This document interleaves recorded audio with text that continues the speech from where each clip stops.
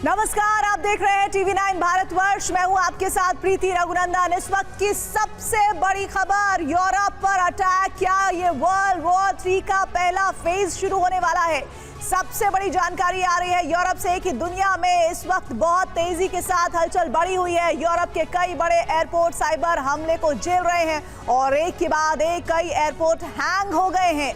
लोगों की लंबी कतारें लग गई हैं। अटैक कहां से हुआ, किसी को कुछ समझ नहीं आ रहा है। क्या ये महज एक इत्तेफाक है कि रूस के विमान यूरोप की सरहद में एंट्री करते हैं और 24 घंटे के अंदर ही यूरोप हैंग होना शुरू हो जाता है, या अगले वर्ल्ड वॉर का ये ट्रेलर दिखना शुरू हो गया है? कुछ देर में बहुत कुछ साफ हो जाएगा और साथ ही आप हमारे साथ बने रहिएगा। आगे बढ़े हम उससे पहले आपको बता दें कि हमारे साथ एक्सपर्ट्स भी होंगे जिनसे हम आपको बताएंगे कि आखिर इस बड़ी खबर के मायने क्या है। इस बीच एक ब्रेकिंग न्यूज, बड़ी जानकारी आ रही है। खबर ये कि आयरलैंड के डबलिन एयरपोर्ट पर बम की खबर है।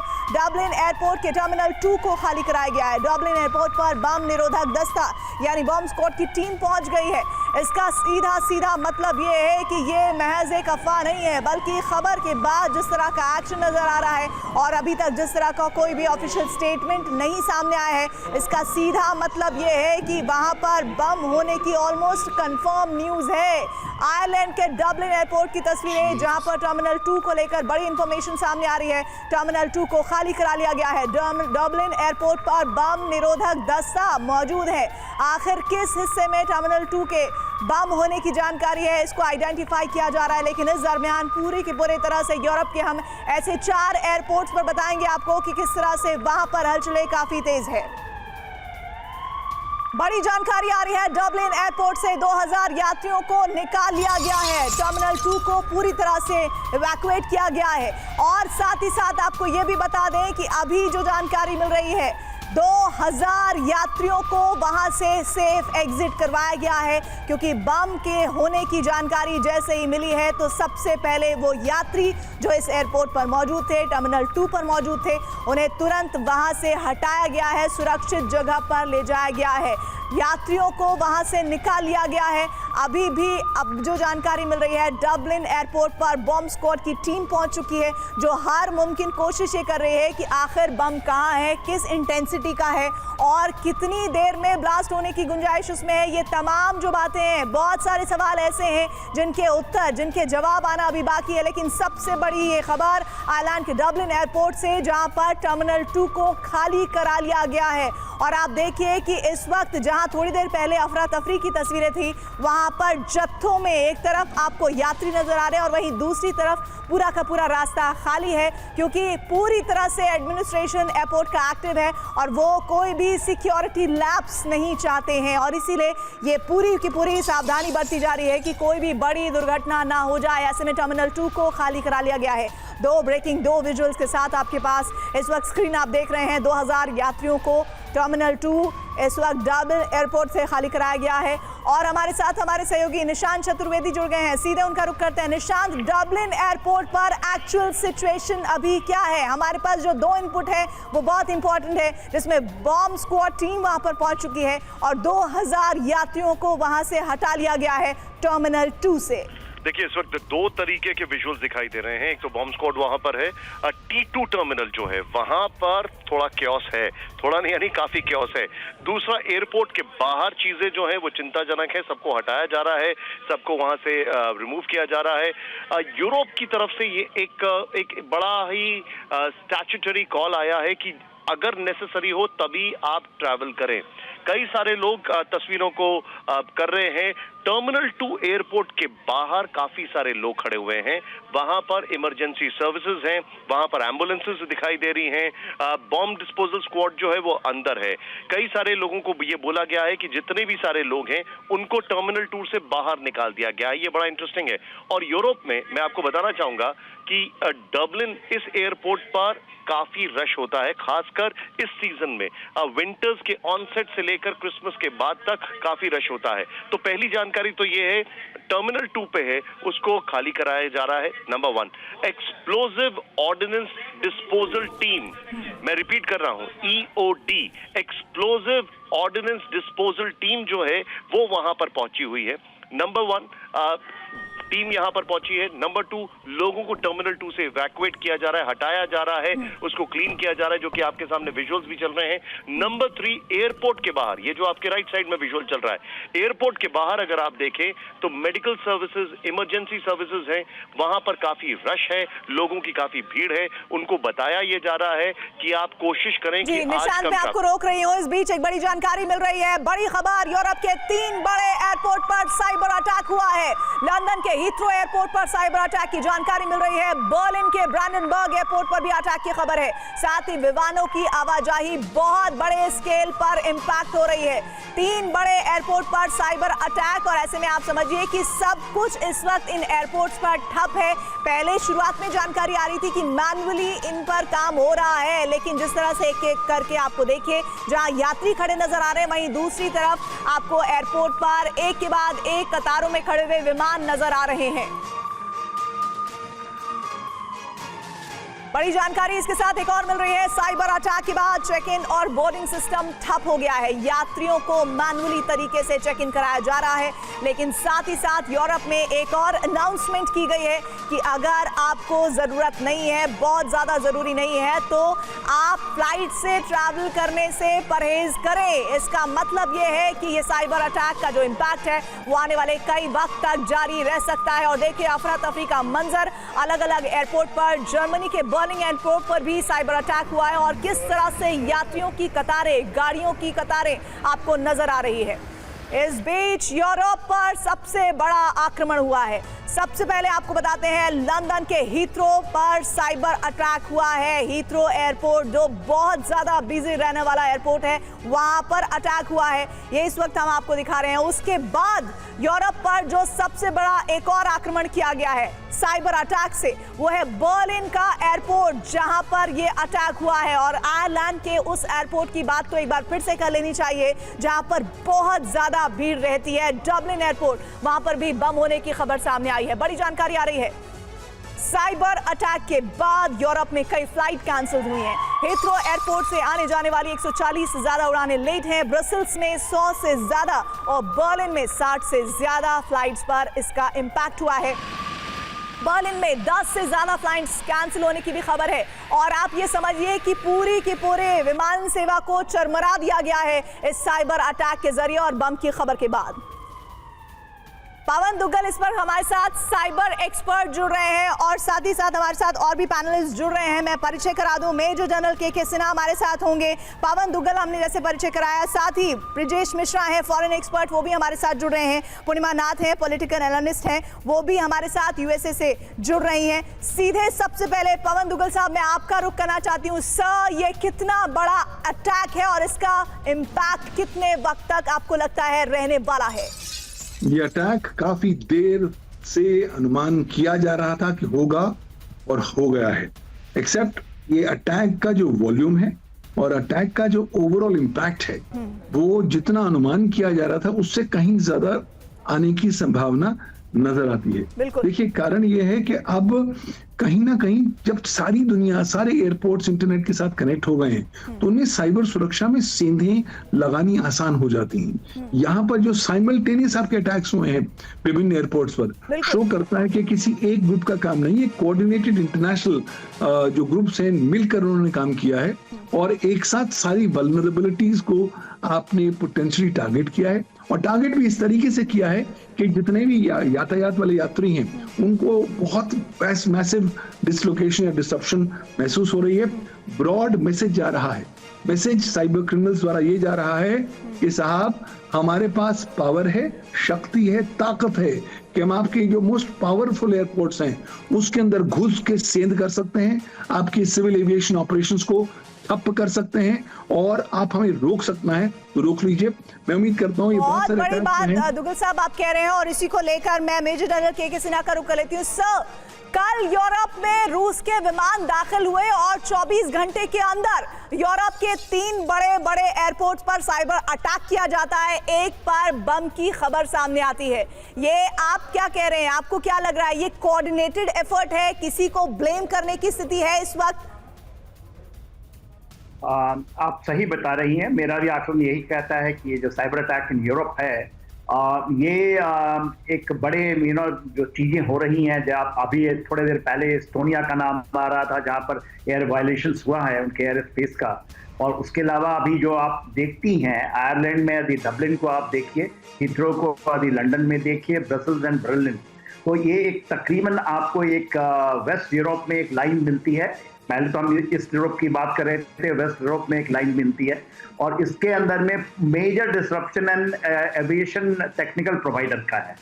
और जो खास करके जो आप देख रही हैं आयरलैंड के ऊपर में डबलिन, वहां तो बम का अटैक है, बम की थ्रेट है, जिसके कारण वहां पर टर्मिनल 2 को खाली कराया गया है। तो ये किसने कराया, ये तो आप देख ही सकती हैं, समझ ही सकती हैं। और ये एक एस्केलेटरी लैडर है जिसके ऊपर में ये चीजें हो रही हैं। जिस तरह से पूरे रशिया यूक्रेन वॉर के अंदर में पूरा ईस्टर्न यूरोप को एक्टिवेट किया गया है, उसके बाद ये एक्टिवेशन है।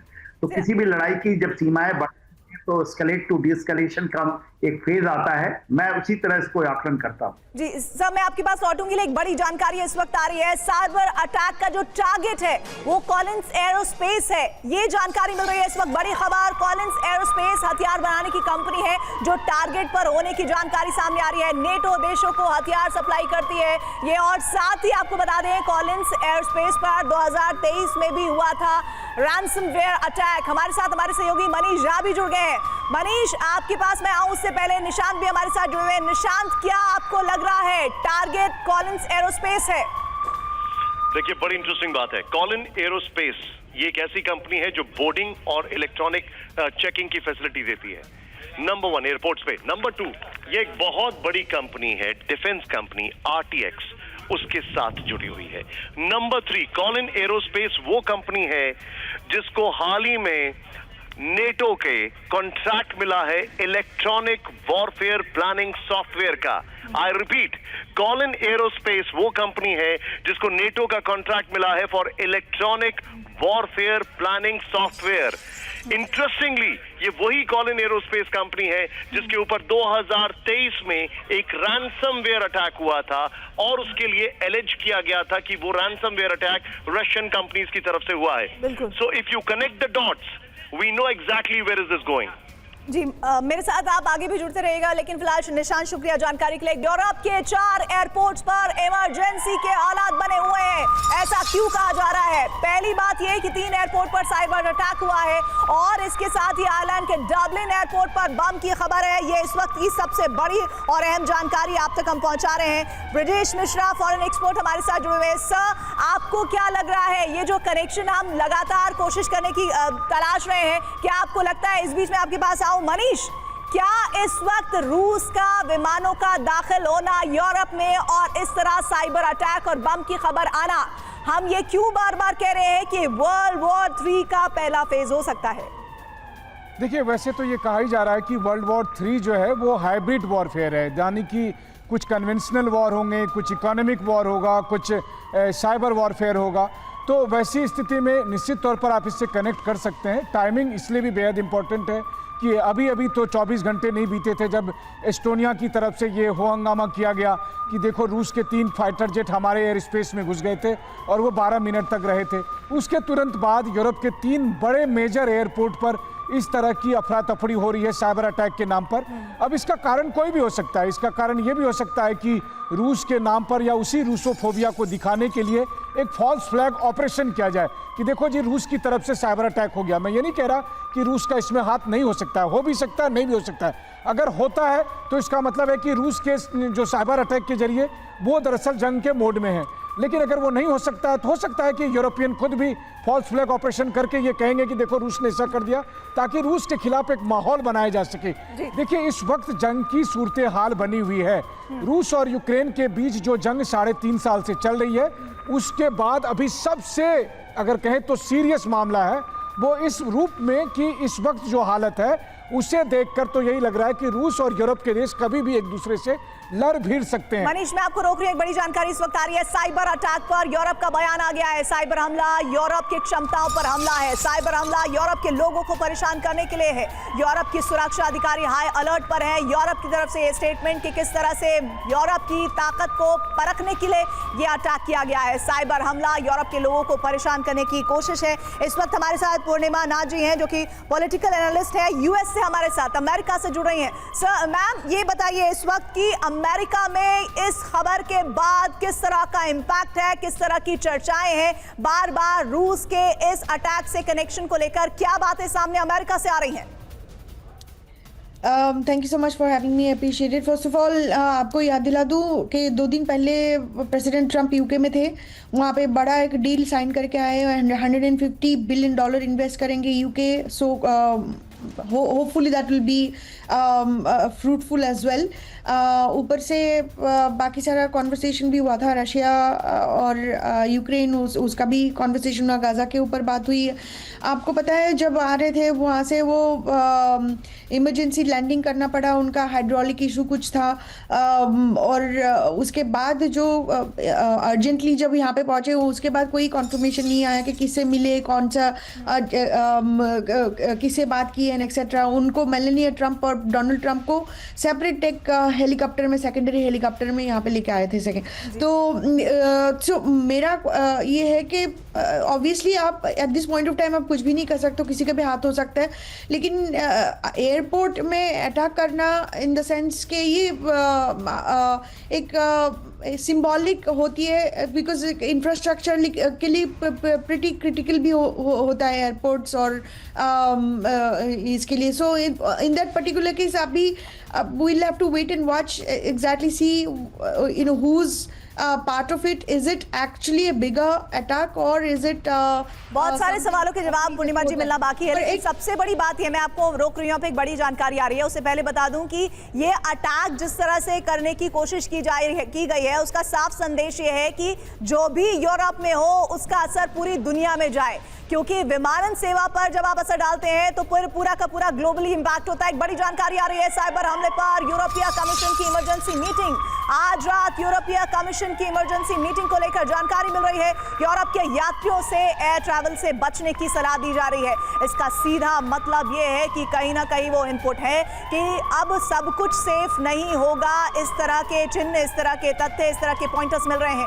इस बीच एक और बड़ी खबर, बड़ी जानकारी, बड़ी खबर, हिथ्रो एयरपोर्ट पर 36 मिनट की देरी से, औसतन 36 मिनट की देरी से विमान चल रहे हैं। ब्रसेल्स में 96 मिनट की देरी से, यानी कि लगभग आप समझिए कि 2 घंटे की देरी से फ्लाइट चल रही है। बर्लिन एयरपोर्ट पर 43 मिनट की देरी से उड़ रही हैं फ्लाइट्स। डबलिन एयरपोर्ट से तो सभी उड़ानें रद्द की गई हैं। डबलिन एयरपोर्ट के बारे में आपको बता दें कि आयरलैंड का डबलिन एयरपोर्ट, जहां पर बम टर्मिनल 2 पर होने की खबर आई और उसके बाद यहां पर सारी उड़ानों को रद्द कर दिया गया है। और हम आपको वो दिखाने की भी कोशिश कर रहे हैं, अगर आप देख पाए तो ये बहुत इंपॉर्टेंट है इस वक्त। देखिए, अब मैं आपको बताती हूँ। सबसे पहले मैंने आपको बताया कि हीथ्रो एयरपोर्ट पर 36 मिनट की औसतन देरी, ये इस वक्त आपको हम दिखा रहे हैं, जो इस वक्त आप एवरेज देख रहे हैं, ब्रसेल्स का देख रहे हैं। 96 मिनट की देरी, 96 मिनट की देरी ब्रसेल्स में विमान चल रहे हैं। और इसके बाद अगला जो हम आपको दिखाएंगे, ब्रसेल्स के बाद देखिए लगभग ये मानिए कि 2.25 घंटे का वक्त है जो डिले चल रही है, जो फ्लाइट्स डिले चल रही हैं उनका फासला है 2.25 घंटे का। इसके बाद आपको जो जानकारी एक और होनी चाहिए वो ये कि हीथ्रो एयरपोर्ट पर 36 मिनट की औसतन देरी से फ्लाइट चल रही है। साथ ही साथ एक और इंपॉर्टेंट न्यूज आ रही है।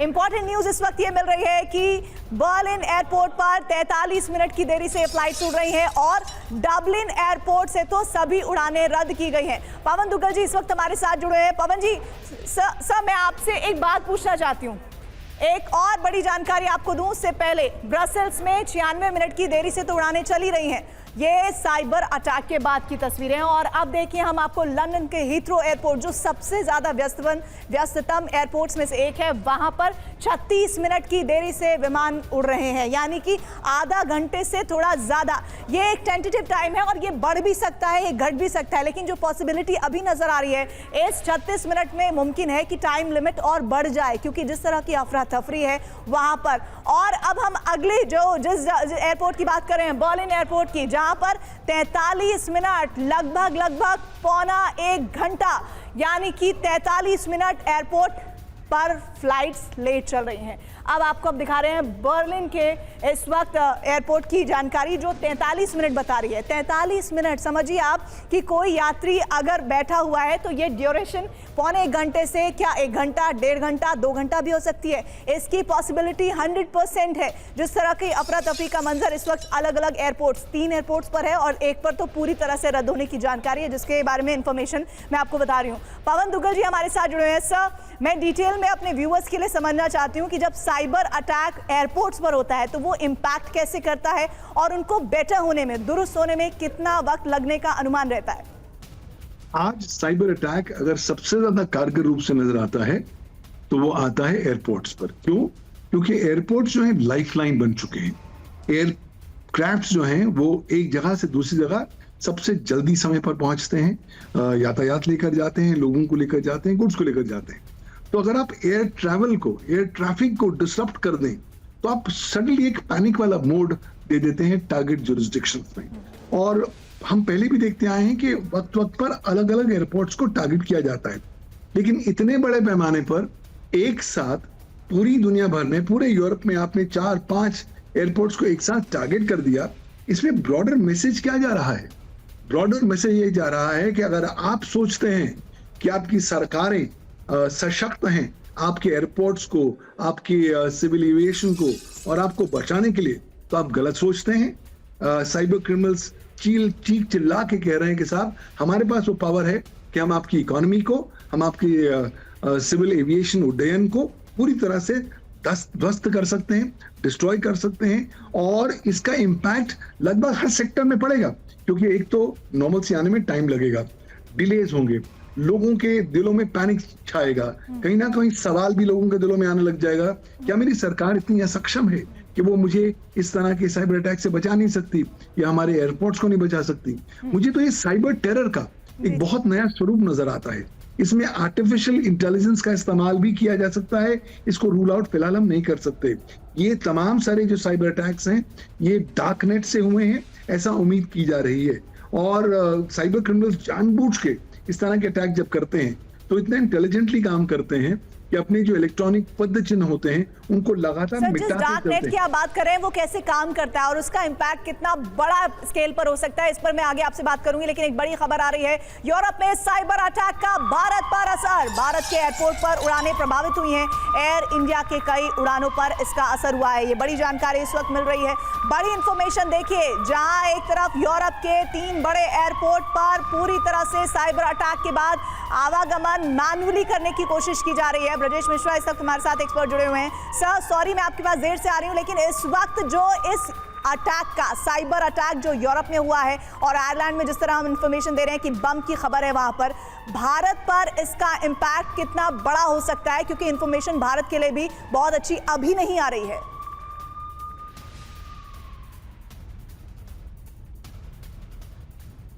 ब्रजेश जी, आप तक आवाज आ रही है? Thank you. Yes, hello sir, मेरा सवाल आपसे है कि ये जो यूरोप में साइबर अटैक और बम होने की खबर की बातें सामने आई है, इससे भारत किस तरह से अछूता नहीं रह रहा है? Thank you for having here. Yes, Bharat, कोई भी कंट्री, ना सिर्फ भारत, कोई भी कंट्री अछूता नहीं हो सकता। मैं एक चीज हाईलाइट करना चाहूंगा बिफोर गोइंग टू डिटेल कि अटैक कल की हुआ, मतलब ये नाइट में ही अटैक इनका हो गया था।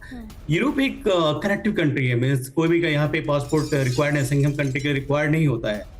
सो इन्होंने एक बेस्ट टाइम सेलेक्ट किया ड्यूरिंग द वीकेंड, क्योंकि नॉर्मली क्या होता है यहाँ पे लोग ट्रेवल ज्यादा करते हैं विद इन कंट्री, उस तरह से CDG या आपको जर्मनी जाना हुआ, UK जाना हुआ, समथिंग लाइक दैट।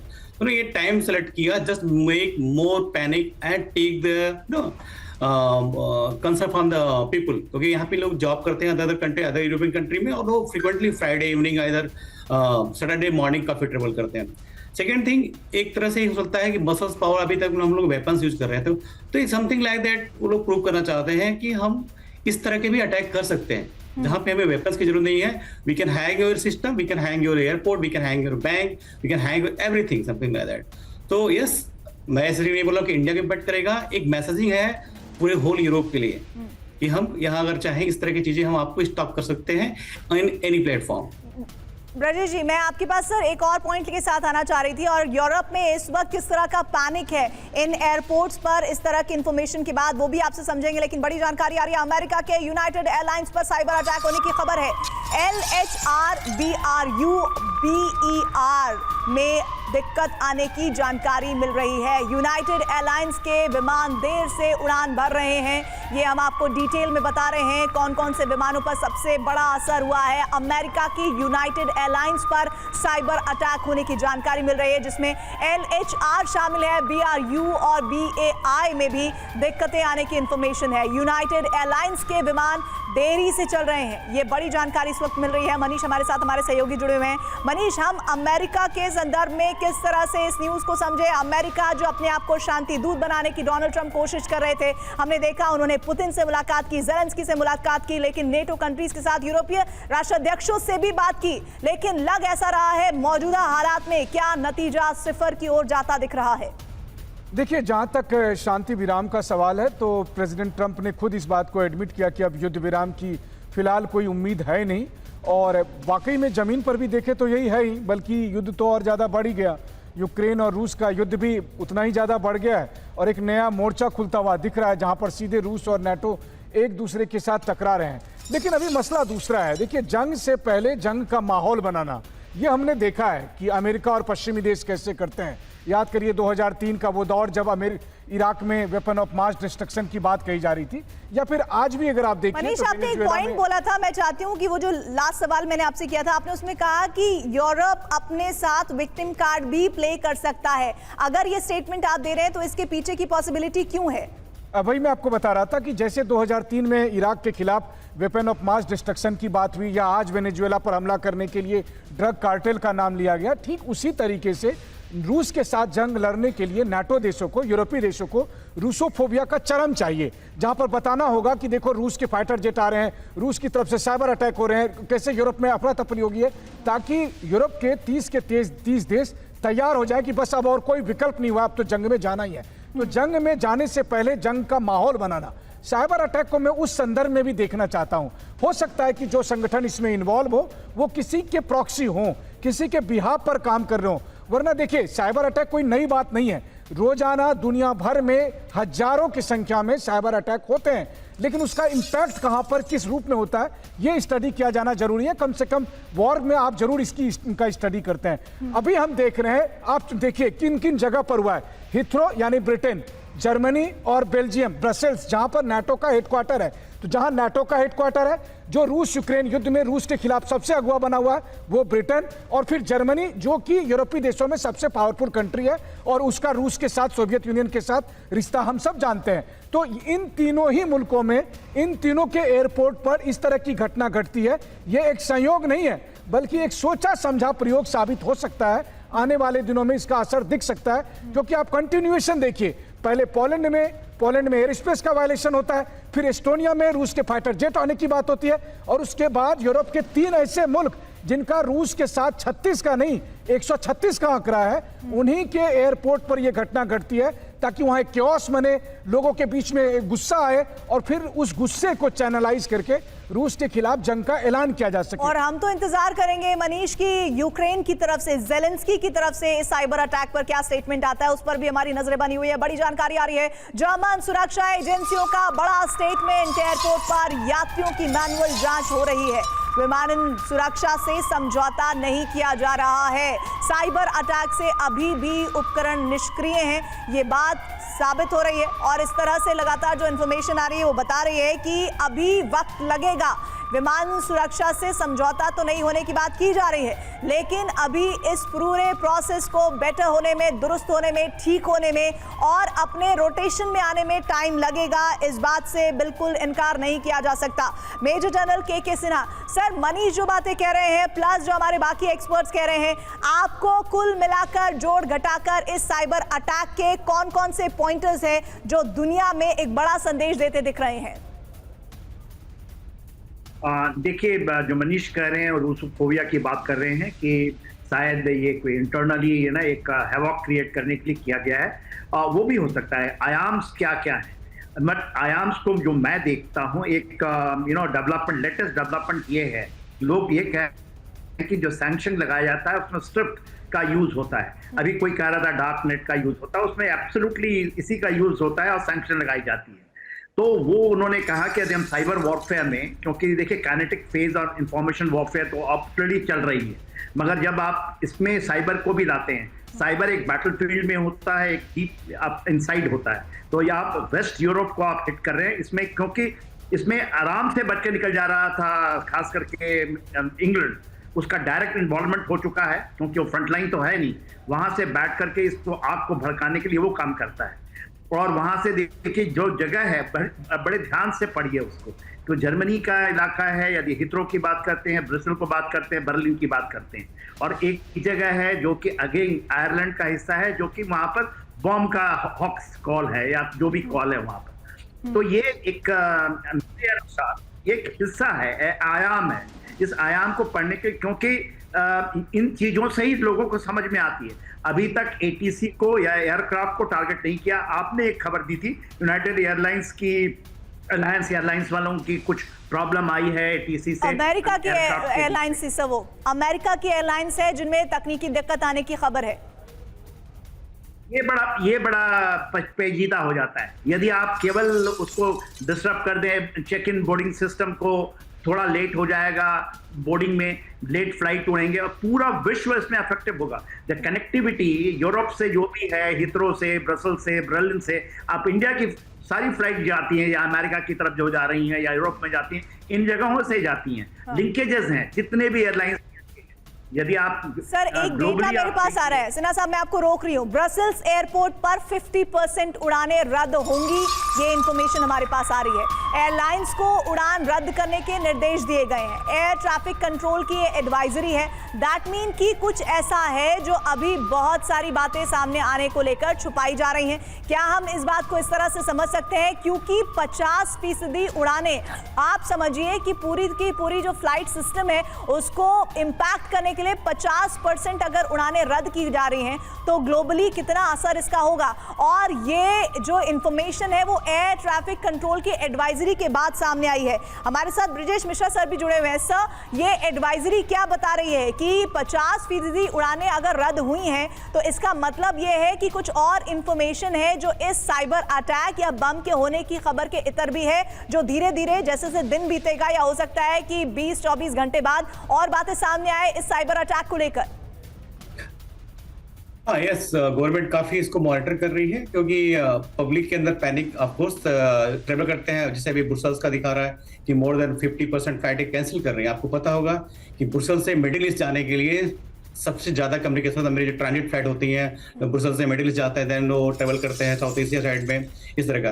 तो अगर आप 50% फ्लाइट कैंसिल करते हो तो आप समझ सकते हो क्या सिचुएशन होगी। मतलब 50% फ्लाइट कैंसिल होना ही अपने आप में एक सीरीज में दिखाता है क्या क्रिटिकलिटी है वहां पे, ठीक है। और अभी उसमें बात हो रहा था कि एक हो सकता है यूरोप ने खुद डिसाइड किया हो। एक चीज मैं ऐड करना चाहूंगा जो इंपॉर्टेंट है, यहाँ की पब्लिक बात नहीं कर रही थी उस लेवल को कि जो रशिया और यूक्रेन के बीच में वार हो रहा है पब्लिक को इंटरेस्ट हो नहीं कर रही थी, क्योंकि जब तक आपको पब्लिक सपोर्ट नहीं करेगी इस चीज में, आप किसी भी वार के लिए नहीं जाते। यूरोप नहीं जा सकता वार के लिए। तो might be, I am not saying this sympathy reason, okay, कुछ ही पॉसिबिलिटी हो सकती है। सेकंड थिंग, जो अभी नाटो का मीटिंग्स हुआ था, हो सकता है, मैं एक मेरा एजम्पशन है बट वो तो अभी आने वाले दिनों में मालूम पड़ेगा, हो सकता है कि एक चैलेंजिंग दिया गया हो कि we can do what we want, something like from Russia side या अदर थर्ड पार्टी साइड। तो ऑल द पॉसिबिलिटी है, बट या this is the serious concern. अगर 50% फ्लाइटें कैंसिल होंगे, आपको पता होगा सिंस मॉर्निंग 200 फ्लाइटें कैंसिल हुई है ब्रुसेल्स से, तो आप समझ सकते हो क्या सीरीज वहां पे है। सेकंड थिंग, इसको नॉर्मल होने में ऐसा नहीं कि एक दिन में हो जाएगा या 1-4 घंटे में हो जाएगा। आप समझो फ्लाइट लगेज पड़ा हुआ, चेक इन नहीं हुआ, लोग मैनुअल चेक इन कर रहे हैं। जी, मैं एक बात और आपसे जानना चाहती हूँ, जो फ्लाइट्स डिले होने की जानकारी इस वक्त हम दे रहे हैं, हम बता रहे हैं कि 50% से ज्यादा फ्लाइट डिले हैं, ये कितनी देर पहले यूरोप में शुरू हो चुका था और खबर आते आते ग्लोबली तब जाकर सामने आई जब ये हो गया कि अब यूरोप इस खबर को छुपा नहीं पाएगा, या फिर अब यूरोप से बाहर खबर चली ही जाएगी किसी भी मोमेंट? ये फ्राइडे कल नाइट से हो गया था, ये जो अटैक था कल नाइट में, फ्राइडे नाइट्स में हो गया था अटैक। लेकिन ज्यादा पैनिक हुआ जब लोगों को फ्लाइट, एक्चुअली होता क्या है, पहले पता किसी के पास कोई नोटिफिकेशन आया नहीं कि फ्लाइट डिले हो रही है। जब लोग एयरपोर्ट पहुंचे, ठीक है, तब लोगों को पता चला कि फ्लाइट डिले हो रही है, 1 घंटे डिले, 2 घंटे डिले, इस तरह हुआ। तो स्टार्टिंग में पता नहीं चला था, फिर वो बैगेज बढ़ता चला गया। जो ही फ्लाइट डिले होने लगी तो नेक्स्ट फ्लाइट डिले होने लगी, लगेज नहीं आ पा रहा था, लोग होने नहीं पा रही थी। तो इस तरह से मॉर्निंग जब हुआ है तो लोगों को पता चलना था, और फिर गवर्नमेंट ने एडवाइजरी जारी किया कि आप एयरपोर्ट आने से पहले एक बार प्लीज चेक कीजिए अपना स्टेटस, फ्लाइट का स्टेटस चेक कर लीजिए, तब आप ट्रेवल कीजिए एयरपोर्ट के लिए।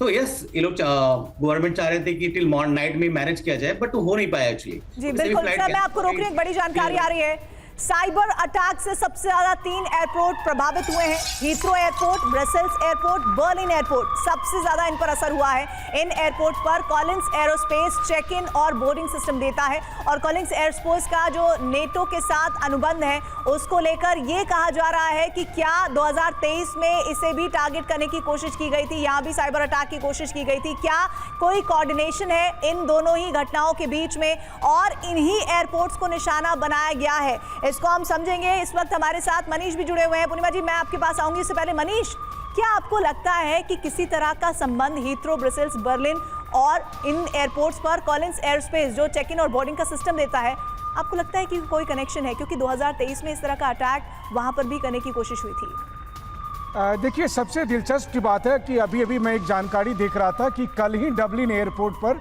जो सुरक्षा है उसको थोड़ा सा ढीला किया गया था, कम किया गया था।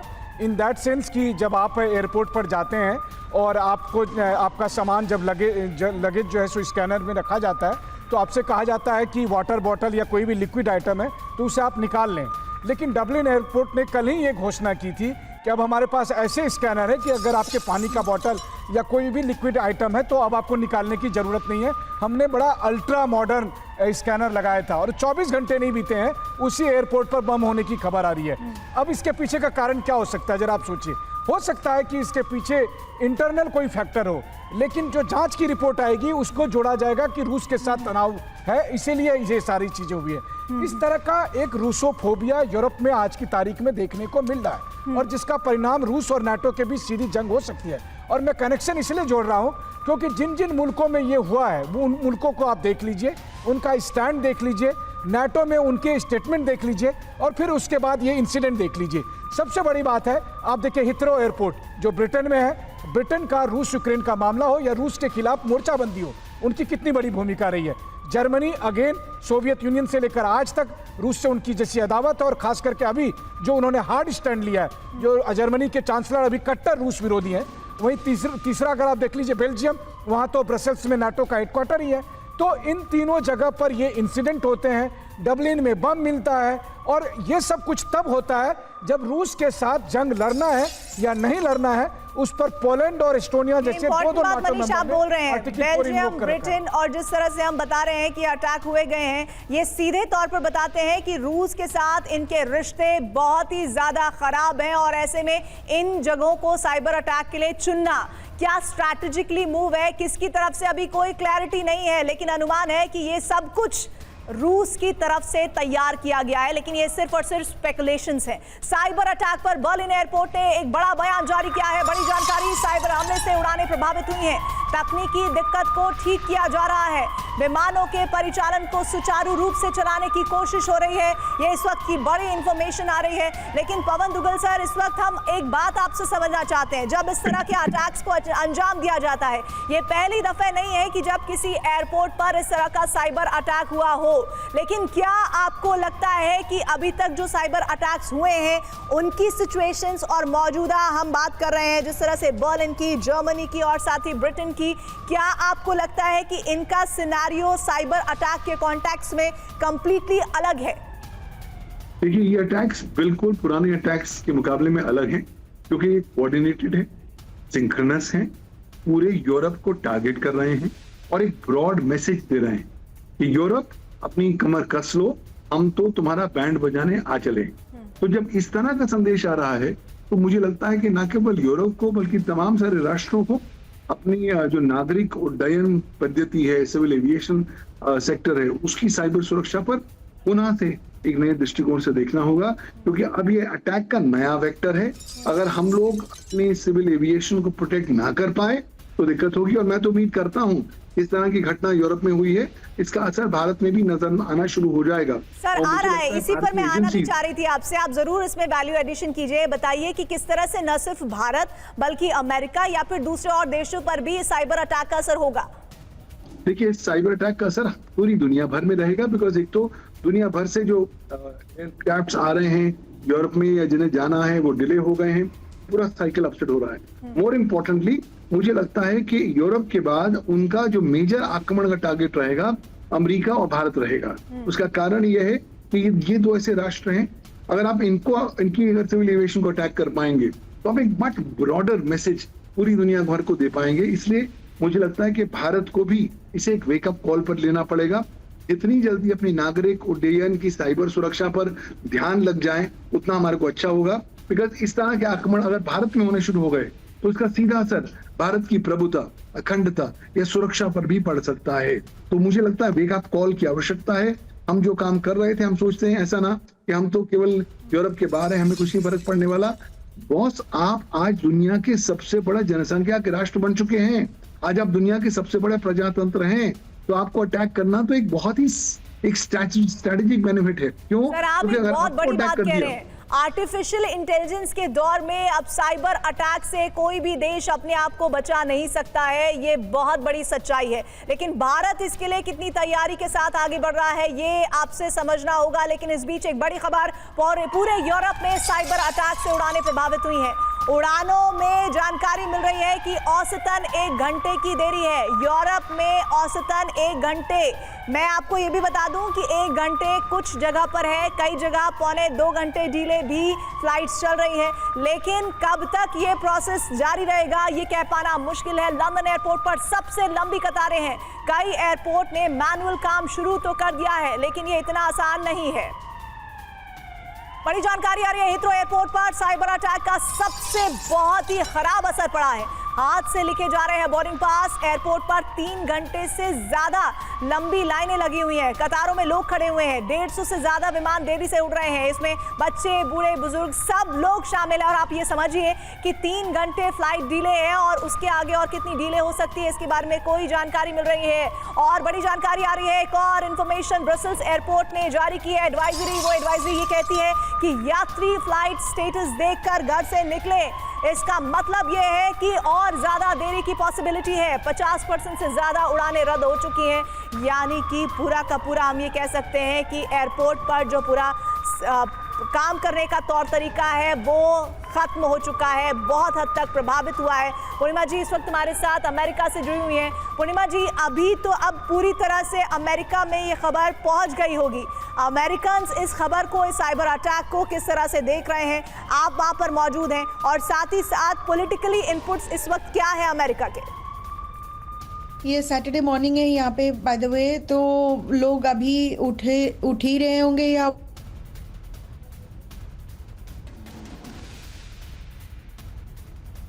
शायद पूर्णिमा जी हमसे डिस्कनेक्ट हो गई हैं। कनेक्ट होती हैं तो दोबारा मेरा उनसे सवाल रहेगा। लेकिन 3 तस्वीरें, 3 विजुअल के साथ इस वक्त स्क्रीन पर आप देख रहे हैं। हम इस वक्त ये बताने की कोशिश कर रहे हैं कि यूरोप में अब तक का सबसे बड़ा साइबर अटैक हुआ है। यूरोप से ही हमारे साथ ब्रजेश मिश्रा जी भी जुड़े हुए हैं। ब्रजेश मिश्रा जी, 50% जैसा आपने बताया कि बहुत बड़ी संख्या होती है विमानों के ठप हो जाने की और हाथ से लिखे हुए बोर्डिंग पास दिए जा रहे हैं। सर, क्या आप ये यूरोप की तरफ से कोई इंफॉर्मेशन दे पाएंगे कि इस साइबर अटैक से कब तक निजात पा पाएगा यूरोप? क्योंकि अभी की स्थिति तो ये बता रही है कि ये साइबर अटैक का इंपैक्ट बहुत लंबा, कई घंटों तक चल सकता है, हो सकता है 1 से 2 दिन और लग जाए। अभी तक तो ऐसा कुछ अभी तक जो खबर है ब्रसेल्स में, अभी भी वहाँ पे मैनुअल ही बॉडी पास बनाए जा रहे हैं, ठीक है, लगेज को मैनेज किया जा रहा है। बट हाँ, हो सकता है कि शाम तक कुछ इनके पास आए या कुछ कल भी लग सकता है। लेकिन मेन कंसर्न इनका है कि जो फ्लाइटें अब कल नाइट से डिले हो रही थी, ठीक है, अब सेकंड शेड्यूल आज नाइट से हो जाएगा, तो I am sure till evening तक आपकी बहुत सारी फ्लाइटें और भी कैंसिल होना शुरू हो जाएंगी। सेकेंड थिंग था कि मैं सरप्राइज हो कि एक लास्ट ईयर एक रिपोर्ट आई थी फ्रांस से, फरवरी में रिपोर्ट आई थी कि एविएशन में इस तरह का साइबर अटैक 6 100% ज्यादा बढ़ा है एक साल के अंदर, 2024 से 2025 के बीच में। ठीक है, तो इस तरह अगर इस तरह की चीजें हो रही हैं तो इस एक्सपेक्टेड था कि मतलब अगर एक साल के अंदर इस तरह से साइबर अटैक बढ़ रहे हैं, ठीक है, बेस्ट प्लेस था उनके लिए कि इस तरह चीजें हाईलाइट किया जाए और अटैक किया जाए, और इजी टू एक्सेस था उनके लिए आई थिंक, और दे आर चैलेंजिंग इस तरह की, हम और भी अटैक कर सकते हैं। तो अभी तो कहना मुश्किल है, अब शाम तक अगर कुछ गवर्नमेंट की और एडवाइजरी आती है या तो समझ में आएगा। बट सर, दो तीन बातें जो सामने आ रही है वो लग रहा है कि ये प्रॉब्लम लंबी चलने वाली है। जिस तरह से एडवाइजरी जारी की गई है कि बहुत जरूरी नहीं है तो आप विमान सेवा से परहेज करें, ऐतराज करें, क्योंकि अभी हालात दुरुस्त होने में वक्त लग सकता है। और जो लोग इस वक्त फ्लाइट से ट्रैवल करने के बारे में सोच रहे हैं उनके लिए बहुत जरूरी है वो घर से समय देख कर निकले, क्योंकि 3-3 घंटे इंतजार करना पड़ रहा है। मनीष हमारे साथ जुड़े हुए हैं। मनीष, इस वक्त इस बड़ी खबर के बाद आपको क्या लग रहा है कि आज रात यूरोप, अमेरिका, रूस, यूक्रेन को लेकर, नेटो कंट्रीज को लेकर क्या बड़ा संदेश दे सकती है? देखिए, जहां तक एयरपोर्ट का ताल्लुक है, मुझे याद आता है कि पिछले साल जुलाई में जब माइक्रोसॉफ्ट के क्लाउड स्ट्राइक सॉफ्टवेयर ने काम करना बंद कर दिया था, उस वक्त ना केवल अमेरिका बल्कि अमेरिका और यूरोप बल्कि लगभग दुनिया के आधे से ज़्यादा एयरपोर्ट उससे बुरी तरह से प्रभावित हुए थे और हजारों की संख्या में फ्लाइट उससे प्रभावित हुई थी। लेकिन ये सिचुएशन थोड़ी अलग है। ये सिचुएशन एक टारगेटेड एयरपोर्ट पर की गई है। मैं ये मानकर भी चलता हूँ कि अगर इसका डायरेक्ट कोई वॉर से रिलेशन ना भी हो तब भी स्थिति वहाँ पर बहुत नाजुक है, क्योंकि नाटो की तरफ से लगातार अगर आप कहें तो ये कहा जा रहा है कि वो 24/7 एयर पुलिसिंग कर रहे हैं। रूस की तरफ से वो भी अपने फाइटर जेट को एयर स्पेस में भेज रहे हैं। अब ऐसी स्थिति में अगर मैं कहूँ आपको तो कोई भी एक छोटी सी मिसअंडरस्टैंडिंग, क्योंकि मेरे लिए सबसे बड़ी चिंता की बात यह है कि इन तमाम मसलों के बीच में रूस और यूरोप के बीच में कोई बातचीत नहीं हो रही है। बहुत बड़ा कम्युनिकेशन गैप है और इस कम्युनिकेशन गैप की वजह से ऐसी कोई भी घटना घटे, एयरपोर्ट पे बम मिल जाए कि एयरपोर्ट पे साइबर अटैक हो जाए, उसके लिए भी अगर आप क्रेमलिन को जिम्मेदार ठहराएंगे और उसके लिए युद्ध शुरू हो जाए तो ये दुनिया को महाविनाश की तरफ लेकर जाएगा। मुझे लगता है कि बाकी दुनिया को भी सोचना चाहिए कि कैसे रूस और यूरोप के बीच बातचीत शुरू करवाई जा सकती है। भारत की एक बड़ी भूमिका इसमें हो सकती है, क्योंकि अगर ऐसा नहीं हुआ तो फिर जरूरी नहीं हो सकता सुबह हम और आप उठे और पता चले कि हम तीसरे विश्व युद्ध के समय में जी रहे हैं। जी मनीष, लेकिन इसमें एक और बात वो ये कि जिस तरह से अटैक हुआ है, साइबर अटैक हुआ है, उसमें एक और हम इस वक्त देख रहे हैं डबलिन एयरपोर्ट से जो खबर आई है वो इन तीनों एयरपोर्ट से अलग है। आयरलैंड के डबलिन एयरपोर्ट में बम होने की जानकारी सामने आई, टर्मिनल 2 पर, जहां पर बॉम्ब स्क्वाड टीम पहुंची है। इससे जुड़ी हुई कोई इन्फॉर्मेशन की बहुत घंटे हो गए हैं, अगर मैं गलत नहीं हूं तो अभी तक कोई इनपुट नहीं मिल रहा है। इस पर मैं बात करूंगी, लेकिन एक और बड़ी जानकारी, यूरोपीय एयरपोर्ट पर औसतन 3 घंटे की डिले फ्लाइट चल रही हैं। 50% से ज़्यादा उड़ानें रद्द हो गई हैं। साइबर अटैक के बाद एयरपोर्ट पर लंबी लंबी लाइनें लगी हुई हैं। एयरपोर्ट के बाहर भी लंबी लंबी कतारें लगी हुई हैं। डबलिन एयरपोर्ट पर बम की तलाश की जा रही है। अमूमन इस तरह का जो प्रोसेस है मनीष, वो कितना लंबा चलता है? क्योंकि मैं जिस पॉइंट को उठा भी रही थी कि अभी डबलिन एयरपोर्ट को लेकर क्या इंफॉर्मेशन मिल रही है, कितना वक्त लग सकता है? क्योंकि देखिए, जहां पर साइबर अटैक है, मैनुअली की चीजें की जा रही हैं, वहां तो फिर भी एक बार को राहत ले सकते हैं यात्री, लेकिन जहां पर बम होने की खबर है, हालांकि टर्मिनल 2 से सारे यात्री जिनकी संख्या 2000 के करीब थी उन्हें निकाल लिया गया है, लेकिन इस खबर को कितनी संजीदगी से लिया जा रहा है और कितना वक्त लग जाता है आइडेंटिफाई करने में कि बम था, नहीं था, अफवाह थी, नहीं थी? बिल्कुल, देखिए, अभी अभी डबलिन एयरपोर्ट की तरफ से आधिकारिक तौर पर यह ऐलान किया गया है कि टर्मिनल 2 जिसमें कि बम होने की बात कही गई थी, वो वहां पर सिक्योरिटी एजेंसी ने ऑल क्लियर का मैसेज दे दिया, यानी कि जो संदिग्ध बम होने की बात कही गई थी वो बम वहां पर नहीं मिला है जांच के बाद। और अब पैसेंजर्स को कहा गया है कि अगले 30 मिनट के बाद वो नॉर्मल ऑपरेशन हो सकता है, यानी कि लोगों की डबलिन एयरपोर्ट में एंट्री कराई जा सकती है। तो अभी की सबसे बड़ी खबर यही है कि डबलिन एयरपोर्ट ने आधिकारिक तौर पर ऑल क्लियर का सिग्नल दे दिया है और अब अगले 30 मिनट के भीतर पैसेंजर्स को एयरपोर्ट में एंट्री की इजाज़त मिल जाएगी। साथ ही उन्होंने कहा कि कुछ टेम्परेरी डिस्ट्रप्शन थोड़े समय तक चलेगा, उसमें टाइम लगेगा और इसलिए आप अपने एयरलाइन के संपर्क में रहें कि उनकी फ्लाइट कब शुरू होगी। तो कहने का मतलब है कि पिछले कुछ समय से जो लगातार TV9 पर हम अपने दर्शकों को सूचना दे रहे थे कि आयरलैंड के डबलिन एयरपोर्ट पर बम होने की बात थी, वहां पर सुरक्षा एजेंसी पहुंची, सुरक्षा कर्मियों ने वहां पर चप्पा चप्पा की तलाशी ली, वहां पर बम स्क्वाड पहुंचा, डॉग स्क्वाड पहुंचा और अब बहुत बड़ी जानकारी दे रहे हैं हमारे सहयोगी मनीष झा। इस वक्त की ब्रेकिंग न्यूज दे रहे हैं। आयरलैंड के डबलिन एयरपोर्ट पर बॉम्ब स्क्वाड की टीम पहुंची, वहां पर ये इंफॉर्मेशन कंफर्मेशन की गई कि आखिर जांच होने के बाद किसी भी तलाशी के दरमियान बम होने की कोई जानकारी नहीं मिली है।